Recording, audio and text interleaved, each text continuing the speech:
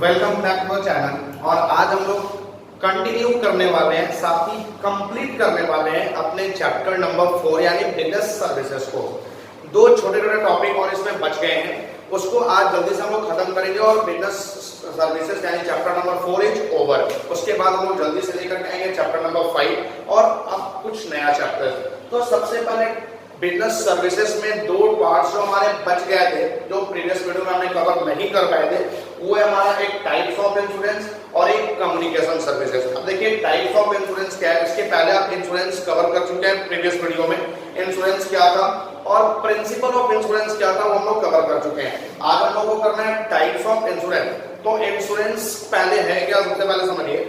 आज के डेट में जनरली एक ह्यूमन का लाइफ इतना ज्यादा अनसर्टेन हो चुका है कि कभी भी किसी के साथ कुछ भी हो सकता है। आप यहाँ पे बिल्कुल भी ये नहीं सोच सकते हैं कि आपके साथ क्या होने वाला।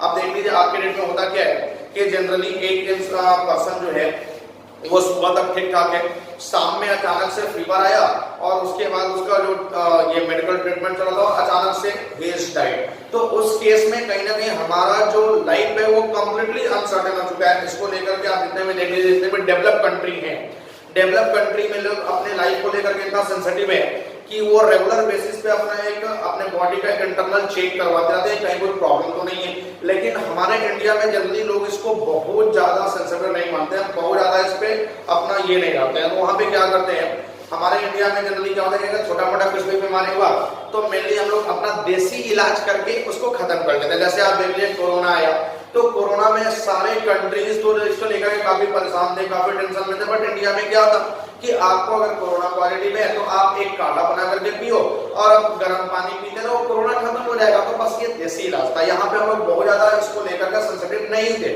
लेकिन ऐसा ये बिल्कुल गलत है। एकदम बिल्कुल से सेंसिटिव होना पड़ेगा अपने लाइफ को लेकर के। तो जनरली क्या होता है कि जो हमारा अनसर्टेनिटी यानी जो हमारे साथ अनसर्टेनिटी होने वाला है उसको एक परमानेंट यानी कि आप बोल सकते हैं कि एक प्रोटेक्शन प्रोवाइड करने का काम जो होता है वो इंश्योरेंस कंपनी का होता है। अब यहाँ पे अगर किसी के साथ डेथ हो जाता है तो इंश्योरेंस कंपनी वाले उसके फैमिली को सपोर्ट करते हैं, उसको कुछ पैसा दे देते हैं जिससे उसके फैमिली को सपोर्ट मिल जाता है। तो ये था हमारा इंश्योरेंस। अब टाइप ऑफ इंश्योरेंस में मेनली 4 इंश्योरेंस होते हैं, एक life insurance, health insurance, fire insurance, marine insurance, और बाकी जो इन चारों में कवर नहीं हो पाया उसको हम लोग अदर इंश्योरेंस के कैटेगरी में रखेंगे। अब देखिए सबसे पहले क्या होगा लाइफ इंश्योरेंस। लाइफ इंश्योरेंस का मतलब कि जो हमारे लाइफ के अनसर्टेनिटी के अगेंस्ट में प्रोटेक्शन प्रोवाइड करता है उसको हम लोग बोलते हैं लाइफ इंश्योरेंस। यानी एक ह्यूमन बीइंग अपने लाइफ के लिए जो भी इंश्योरेंस लेता है, जो उसके डेथ होने के बाद उसके फैमिली को एक फाइनेंशियल सपोर्ट प्रोवाइड करता है, उसको हम लोग बोलते हैं लाइफ इंश्योरेंस। क्या होता है, provide protection against uncertainty of life, यानी लाइफ के अनसर्टेनिटी के अगेंस्ट में एक प्रोटेक्शन प्रोवाइड करने का काम जिसका होता है लाइफ इंश्योरेंस प्रीमियम का। उसके बाद based on principle of utmost good faith, ये अटमोस्ट गुड फेथ के प्रिंसिपल पे बेस्ड होता है।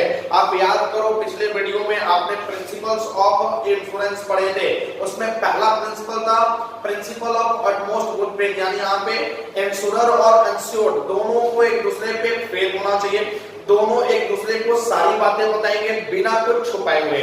तो यहाँ पे जो लाइफ इंश्योरेंस होता है ये भी एटमोस्ट फेथ के प्रिंसिपल्स पे बेस्ड होता है। और last identity is not applicable, यहाँ पे आइडेंटिटी एप्लीकेबल होता है। अब प्रिंसिपल ऑफ आइडेंटिटी क्या था जल्दी से याद करो, जहाँ पे bringing back the same position, यानी एक ऐसा इंश्योरेंस जो हमको सेम पोजीशंस ला करके देता है, सेम पोजीशंस प्रोवाइड करता है। लेकिन ये लाइफ इंश्योरेंस पॉलिसी में ये आइडेंटिटी एप्लीकेबल नहीं है, क्योंकि यहाँ पे ये सेम पोजीशन कैसे ला करके देगा। कोई पर्सन अगर डेथ कर गया तो उस केस में क्या इंश्योरेंस कंपनी वाले उसको जिंदा करेंगे, उसको सेम पोजीशन में लाके खड़ा करेंगे? नहीं। तो यहाँ पे आइडेंटिटी नहीं है, यहाँ पे वो जिंदा नहीं कर सकते हैं, बस उसके फैमिली को कुछ पैसे दे सकते हैं। तो यहाँ पे आइडेंटिटी एप्लीकेबल नहीं होता है। अब उसके बाद ये आपका जो है types of life insurance. Life insurance के कुछ टाइप्स है, उसको समझिएगा भी क्या है टाइप्स ऑफ लाइफ इंश्योरेंस। सबसे पहला होल लाइफ। होल लाइफ क्या होता है कि आप यहाँ पे रेगुलर बेसिस पे कुछ पैसा जमा करते हैं, आप पैसा जमा करते जाते हैं इंश्योरेंस कंपनी के पास और आपके डेथ होने के बाद वो इंश्योरेंस कंपनी आपको पैसा दे देते हैं। तो इसको हम लोग बोलते हैं होल लाइफ पॉलिसी। उसके बाद होता है एंडोमेंट लाइफ। अब एंडोमेंट लाइफ क्या होता है कि यहाँ पे जनरली 2 डेट होता है, एक होता है हमारा date of death date of of डेथ और एक होता है डेट ऑफ मैच्योरिटी।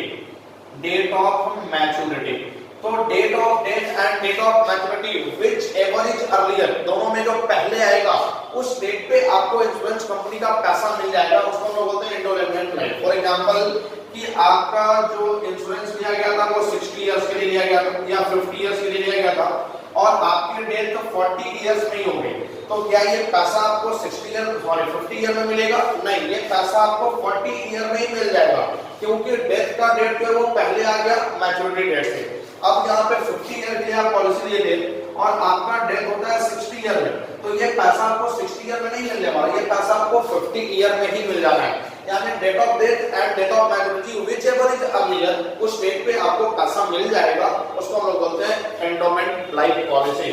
नेक्स्ट होता है हमारा ज्वाइंट लाइफ पॉलिसी। अब ज्वाइंट लाइफ पॉलिसी क्या होता है कि 2 या 3 पर्सन के नाम पर ज्वाइंटली पॉलिसी लिया जाता है, उसको हम बोलते हैं ज्वाइंट लाइफ पॉलिसी। जैसे एक फैमिली मेंबर में अगर हस्बैंड वाइफ है तो एक पॉलिसी दोनों के नाम पे लिया गया, अगर हस्बैंड का डेथ होता है तो वाइफ को पैसा मिल जाएगा और वाइफ का डेथ होता है तो हस्बैंड को पैसा मिल जाएगा।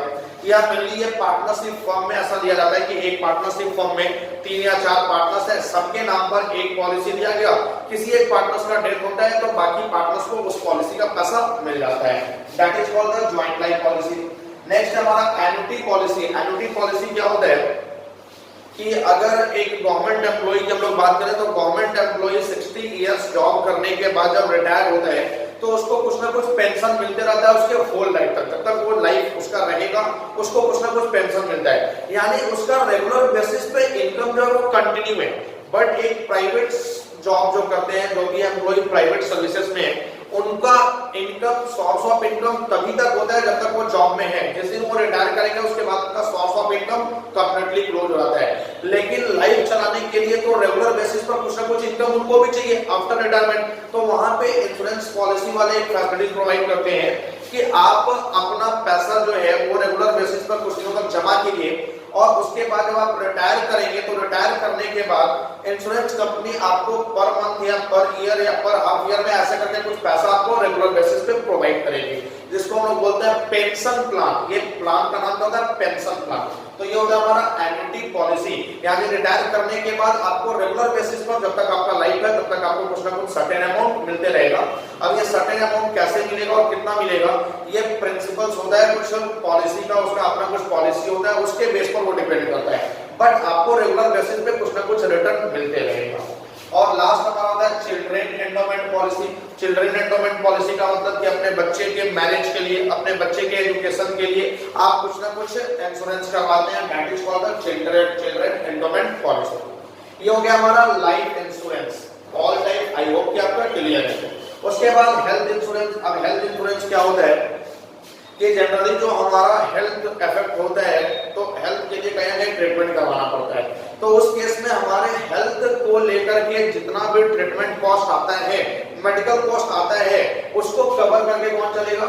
Health insurance. अब फॉर एग्जांपल कि अगर मैं बीमार पड़ गया और मुझे हॉस्पिटल में एडमिट होना पड़ा, तो हॉस्पिटल का जो भी वहां पे ट्रीटमेंट का बिल आएगा, जो भी कॉस्ट लगेगा, उस कॉस्ट को कवर कौन करेंगे? Health insurance. तो ये 2 तरीके का होता है कि पहले आप खुद का कॉस्ट खुद से क्लियर करो और उसके बाद रिइंबर्समेंट कर लो, यानी आप पहले कॉस्ट लगाओ, उसके बाद इंश्योरेंस कंपनी वाले आपको पैसा रिटर्न कर देंगे इन फ्यूचर, या फिर इंश्योरेंस कंपनी वाले को आप बिल दिखा दो, उसका बिल का पेमेंट इंश्योरेंस कंपनी वाले खुद ही कर देंगे।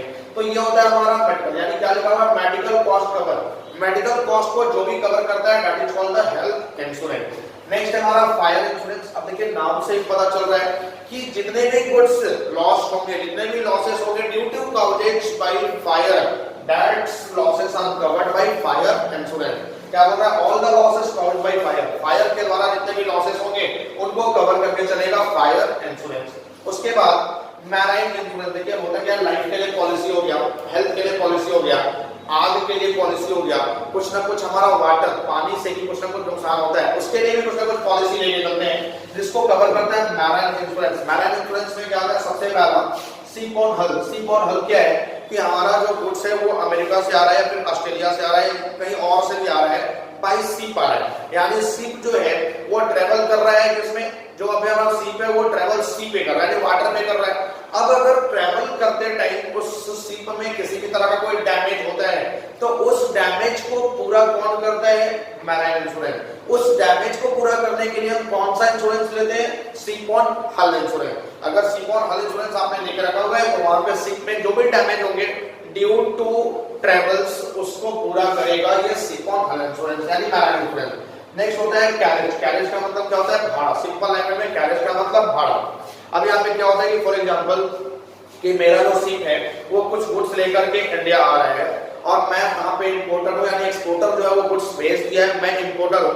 अब यहाँ पे जब गुड्स मेरे पास आया तो गुड्स में कुछ डैमेज था due to carelessness of the staff of ship, यानी शिप के स्टाफ के केयरलेस होने की वजह से हमारा कुछ डैमेज हो गया। तो उस केस में डैमेज गुड्स का मैं वहां पे कैरेज नहीं पे करूंगा, यानी मैं वहां पे ये शिप कंपनी वालों को बोलूंगा कि मेरा गुड्स आपने डैमेज कर दिया है, आपने गुड्स लेकर के आया बट आपका गुड्स जो है जो लेकर के आप आए वो डैमेज है, तो मैं इसका कैरेज पे नहीं करूंगा। क्योंकि मैं कैरेज क्यों पे करूं? मेरा गुड्स तो सही सलामत पहुंचा ही नहीं। तो उस केस में वो लॉस किसका होगा? शिप कंपनी वाले का। तो शिप कंपनी भी कुछ इंश्योरेंस लेकर के रखती है। अगर मैं वहां पे यानी एक इंपोर्टर वहां पे अगर कैरेज पे नहीं करता है तो उस केस में इंश्योरेंस कंपनी वाले उसको कैरेज पे कर देते हैं। That is called the carriage insurance covered under the marine insurance. और लास्ट होता है कार्गो। कार्गो का मतलब कि वही जो गुड्स लेकर के आया अगर उस गुड्स में कुछ डैमेज है या उसका पैकेट खुला हुआ है जिस पर ट्रस्ट वर्दी नहीं है, ट्रस्ट नहीं किया जा सकता है, तो उस केस में उस तरह के डैमेज को भी कवर करता है ये कार्गो इंश्योरेंस। ये क्लियर? अब उसके बाद अदर इंश्योरेंस, जो इन चारों में कवर नहीं हो पाया तो उसको कवर करेगा अदर इंश्योरेंस। अदर इंश्योरेंस क्या होता है? सबसे पहला मोटर व्हीकल। मोटर व्हीकल का मतलब कि फॉर एग्जांपल कि आपके बाइक से आपके कार से अगर किसी पर्सन को धक्का लग जाता है और उस पर्सन का डेथ हो जाता है तो उस केस में उस पर्सन का पूरा लॉस आपको कंपनसेट करना पड़ेगा। अब ये काफी हेवी लॉस होता है जो हम कंपनसेट नहीं कर सकते हैं, तो उस केस में हम इंश्योरेंस कंपनी वालों से मोटर व्हीकल का इंश्योरेंस लेते हैं जिसको थर्ड पार्टी इंश्योरेंस भी बोलते हैं। यानी अगर आपके बाइक से किसी थर्ड पार्टी को किसी भी तरह का नुकसान होता है तो उस केस में इंश्योरेंस कंपनी वाले उसका पेमेंट कर देंगे। नेक्स्ट होता है बर्गलरी इंश्योरेंस। बर्गलरी इंश्योरेंस क्या होता है कि आपके बिजनेस में जो भी गुड्स चोरी होता है या डैमेज होता है उन सबको कवर करता है बर्गलरी इंश्योरेंस। नेक्स्ट हमारा cattle insurance is related to animal, यानी आपके एनिमल से रिलेटेड जो इंश्योरेंस होता है कि आपके कुछ बुफेलोज डेथ कर गए या कुछ काउज डेथ कर गया, कुछ गॉट डेथ कर गया, तो उस केस में इंश्योरेंस कैस्टल इंश्योरेंस जो है वो आपको इंश्योरेंस का पैसा देता है। नेक्स्ट है क्रॉप। नाम से पता चल रहा है क्रॉप इंश्योरेंस क्या होता है? Due to heavy rainfall, due to earthquake, ये सब के कारण जो भी लॉस आया होता है उसको हम बोलते हैं क्रॉप। जैसे आप वो ओ माय गॉड पिक्चर था प्रेस रावल का, आप वहां पे देख लीजिएगा, पता चल जाएगा क्रॉप इंश्योरेंस क्या होता है। और लास्ट हमारा स्पोर्ट्स। स्पोर्ट्स इंश्योरेंस का मतलब ये जनरली प्लेयर लोग के लिए होता है कि अगर प्लेयर्स जो भी हैं वो ड्यूरिंग द क्रिकेट या ड्यूरिंग द फुटबॉल अगर उनका किसी भी तरह का कोई डैमेज होता है, किसी भी तरह का कोई चोट लगता है तो उस तरह के इंश्योरेंस को कवर करता है स्पोर्ट्स इंश्योरेंस। यानी मेनली क्रिकेट खेलते यानी गेम खेलते वक्त अगर आपका कुछ एक्सीडेंट हुआ या फिर किसी तरह का डैमेज हुआ है तब उस तरह के इंश्योरेंस को कवर करेगा स्पोर्ट्स इंश्योरेंस। तो आई होप कि टाइप ऑफ इंश्योरेंस आपके अच्छे से क्लियर हुए। अब एक लास्ट टॉपिक बचा हुआ कम्युनिकेशन सर्विसेज। अब देखिए कम्युनिकेशन सर्विसेज क्या होता है? एक वैसा सर्विसेज जिसमें एक पर्सन दूसरे पर्सन के साथ कुछ कम्युनिकेट करता है, अपना इंफॉर्मेशन, अपना आइडियाज, अपना सजेशंस लोगों को प्रोवाइड करना, लोगों को बताना, that is called the communication service. अब फॉर एग्जांपल कि मैं आपको इन सारे टॉपिक्स के बारे में बता रहा हूं, इसका मतलब क्या हुआ कि मैं आपके साथ कम्युनिकेट ही तो कर रहा हूं, मैं अपना इंफॉर्मेशन ही तो आपको पहुंचा रहा हूं, तो that is called the communication services. क्या बोल रहे हैं? Transmission of idea from one person to another, यानी अपने आइडिया को एक पर्सन से दूसरे पर्सन के बीच में ट्रांसमिट करना, that is called the communication services. Transmit करने का मतलब अपना आइडिया लोगों तक पहुंचाना, that is called the transmission. अब उसके बाद ये communication services are divided into two part, telecommunication services and postal communication services. अब पोस्टल कम्युनिकेशन सर्विसेज काफी इजी है। क्या बोल रहा है? Service provided by Indian post and telegraph, यानी इंडियन पोस्ट एंड टेलीग्राफ के द्वारा जो भी सर्विसेज प्रोवाइड किए जाते हैं that is called the postal services. Post of telegraph का सिंपल मतलब समझिए इंडियन पोस्ट ऑफिस, तो पोस्ट ऑफिस जितने भी सर्विसेज प्रोवाइड करेगा that is called the postal services. अब ये किस किस तरह के सर्विसेज प्रोवाइड करता है? सबसे पहला फाइनेंशियल फैसिलिटीज। फाइनेंशियल फैसिलिटीज का मतलब क्या हुआ कि फॉर एग्जांपल कि मुझे अपना पैसा जमा करना है तो मैं वो पैसा बैंक में लाकर जमा करता हूँ, बैंक में अकाउंट ओपन करता हूँ। बैंकिंग सिस्टम में आपने अकाउंट्स के टाइप पढ़े थे, डिपॉजिट अकाउंट्स होता है, करंट अकाउंट होता है, saving account, fixed deposit account, बहुत तरह का रेकरिंग डिपॉजिट अकाउंट। तो यहाँ पे आपको जो पोस्ट ऑफिस है वो भी आपको ये फैसिलिटी प्रोवाइड करता है कि आप पोस्ट ऑफिस में अकाउंट ओपन कीजिए और अपना पैसा उसमें जमा कर दीजिए, यानी पोस्ट ऑफिस में भी आप अकाउंट ओपन करके पैसा जमा कर सकते हैं। That is called the financial facility. उसके बाद मेल फैसिलिटी। मेल फैसिलिटी आप जानते ही होंगे कि कोई भी गुड्स अगर आपको कहीं भी भेजना है तो वो बाई पोस्ट ऑफिस, तो पोस्ट ऑफिस ये भी सर्विसेज आपको प्रोवाइड करता है, फैसिलिटी प्रोवाइड करते हैं कि आप अपना कोई भी गुड्स बाई पोस्ट ऑफिस कहीं और भेज सकते हैं। और उसके बाद कुछ अदर फैसिलिटीज भी प्रोवाइड करता है। अदर फैसिलिटीज में क्या हो गया, जैसे ग्रीटिंग पोस्ट। ग्रीटिंग पोस्ट का मतलब जैसे ये दिवाली आ रहा है तो दिवाली में अगर आपको कहीं गिफ्ट भेजना है, किसी को कुछ ग्रीटिंग्स भेजना है तो आप थ्रू पोस्टल एंड टेलीग्राफ भेज सकते हैं। International money transfer. International money transfer का मतलब कि अगर आपको इंडिया से अमेरिका में किसी रिलेटिव को पैसा भेजना है तो वो इंटरनेशनल मनी ट्रांसफर होता है। ये फैसिलिटी भी प्रोवाइड करता है हमारा पोस्ट एंड टेलीग्राफ यानी पोस्ट ऑफिस। उसके बाद स्पीड पोस्ट। स्पीड पोस्ट क्या होता है कि कोई भी गुड्स को स्पीडली एक जगह से दूसरे जगह भेजना, यानी यहाँ पे ग्रीटिंग पोस्ट और स्पीड पोस्ट दोनों सेम है, यहाँ पे गुड्स भेजा जा रहा है, बट ये स्पीड पोस्ट में ये कोशिश करते हैं कि विद इन 24 आवर आपका गुड्स जिसको भी भेजना है वहां पे डिलीवर्ड हो जाए, यानी काफी कम टाइम टेकिंग है। उसके बाद पासपोर्ट। पासपोर्ट का मतलब कि एक कंट्री से दूसरे कंट्री में जाने के लिए पासपोर्ट का जरूरत पड़ता है, तो ये पासपोर्ट कंपनी वालों से क्या करते हैं, पार्टनरशिप कर लेते हैं और ये भी पासपोर्ट्स के लिए अपने आप अप्लाई करवा सकते हैं। अगर आपको पासपोर्ट चाहिए तो आप पोस्ट ऑफिस में जाके अप्लाई कर सकते हो, बट उसके लिए पहले आपको ये पता करना हो कि हमारे पोस्ट ऑफिस में ये सर्विसेज है या नहीं है। तो ये देखा है पोस्टल सर्विसेज। और लास्ट हमारा आता है टेली कम्युनिकेशन सर्विसेज। अब टेली कम्युनिकेशन सर्विसेज क्या होता है, इसमें सबसे पहला हमारा cellular mobile services. Cellular mobile services का मतलब सीधा समझिए, सेलुलर मोबाइल सर्विसेज का मतलब सेलफोन, यानी जो भी सर्विसेज हम लोग प्रोवाइड करते हैं थ्रू टेलीफोन या थ्रू सेल फोन या थ्रू मोबाइल, उसको हम लोग बोलते हैं सेलुलर मोबाइल सर्विसेज। जैसे आप किसी से बात करते हैं मोबाइल पे, किसी को मैसेज करते हैं, किसी से चैट करते हैं, तो ये सारे आ जाते हैं सेलुलर मोबाइल सर्विसेज।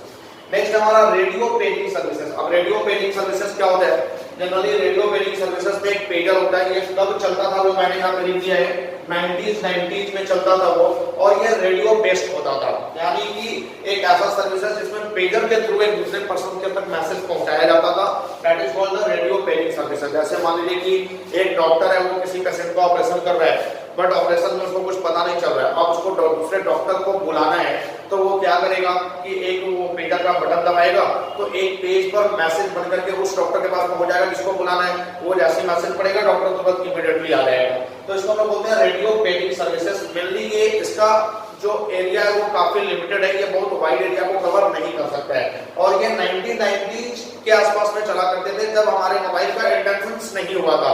मोबाइल का इंटेंशन हुआ उसके बाद कहीं ना कहीं रेडियो पेजिंग सर्विसेज को खत्म कर दिया गया। तो ये बहुत ज्यादा हाई टेक्नोलॉजी सर्विसेज नहीं था, बस एक सिंपल सर्विसेज था जिसमें हम लोगों तक इंफॉर्मेशन पहुंचा सकते थे। उसके बाद फिक्स्ड लाइन सर्विसेज। अब फिक्स्ड लाइन सर्विसेज क्या होता है, ये एक वायर्ड सर्विसेज होता है। अब आपको शायद याद होगा, आज के ज्यादा दिन 10 साल पहले आपके घर में वो बड़ा सा फोन आता था जिसमें एक ये था, उसके ऊपर रिसीवर रखा होता था, फोन आता था तो वो उठा करके बात करते थे, वो तार से जुड़ा हुआ था। अगर मान लीजिए कि यहाँ पे बात करें, कहीं लेकर के उसको जाना है तो वो पूरा मशीन उठा करके आपको लेके जाना पड़ता था, that is called the fixed line services, जिसमें वायर्ड सर्विसेज होता था, वायर होता था, बट धीरे धीरे उसको कन्वर्ट कर दिया गया, अनवायर्ड कर दिया गया। आज के डेट में हमारे पास जो मोबाइल है सेम सर्विसेज प्रोवाइड कर रहा है, बट उसमें कहीं वायर नहीं, हम कहीं भी उसको लेकर के जा सकते हैं, बात कर सकते हैं, लेकिन उसमें क्या था कि साथ में वो बड़ा सा मशीन उठा के लेके जाना पड़ता था। तो that is called the fixed line services.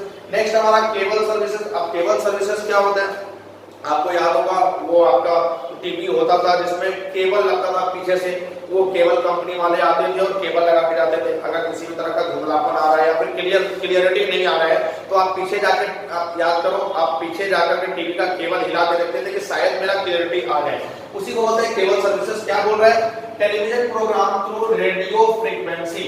इसमें केबल सर्विसेज में टेलीविजन प्रोग्राम आपको प्रोवाइड किया जाता था through radio frequency, radio frequency के थ्रू, जिसमें मेनली हम लोग रेडियो के फ्रीक्वेंसी पे ये बेस होता था सारा कुछ केबल सर्विसेज में। अब इसमें केबल भी दो तरह का होता है, एक होता है कोएक्सियल केबल और एक होता है फाइबर वेव्स केबल। अब कोएक्सियल केबल क्या होता है, जो कि थोड़ा सा उसमें प्रॉब्लम क्रिएट होता था, पर फाइबर वेव केबल में आपका प्रॉब्लम क्रिएट नहीं होता था। उसके बाद है वीसैट। अब वीसैट क्या होता है, वीसैट का मतलब कि जैसे आज के डेट में देखा जाए तो जो हमारे अर्बन एरिया है उसमें हर एक चीज में काफी फैसिलिटीज प्रोवाइड कर दी गई है, बट कुछ फैसिलिटीज ऐसे हैं जो अभी तक रूरल एरिया में नहीं पहुंची है, रूरल एरिया में वो सर्विसेज प्रोवाइड नहीं करी गई है। जैसे आज के डेट में अगर देखा जाए तो हमारे स्टेट बैंक ऑफ इंडिया अगर उसका अर्बन एरिया का ब्रांच है तो उसमें सारे काम बहुत फास्ट होते हैं, internet connection through internet connection, वहां पे इंटरनेट कनेक्शन अच्छा फास्ट काम करता है तो सारे काम भी हमारे फास्ट होते हैं। बट उसी स्टेट बैंक ऑफ इंडिया का एक छोटा ब्रांच जो हमारे रूरल एरिया में लगा हुआ है, या हमारे स्टेट बैंक ऑफ इंडिया का एक एटीएम जो रूरल एरिया में लगा हुआ है, वो एटीएम सही से काम नहीं करता क्योंकि उसको इंटरनेट कनेक्शन जो चाहिए, जिस स्पीड से चाहिए वो नहीं मिल पाता। रूरल एरिया में थोड़ा सा कहीं ना कहीं इंटरनेट कनेक्शन को लेकर के अभी भी काफी ज्यादा प्रॉब्लम्स हैं।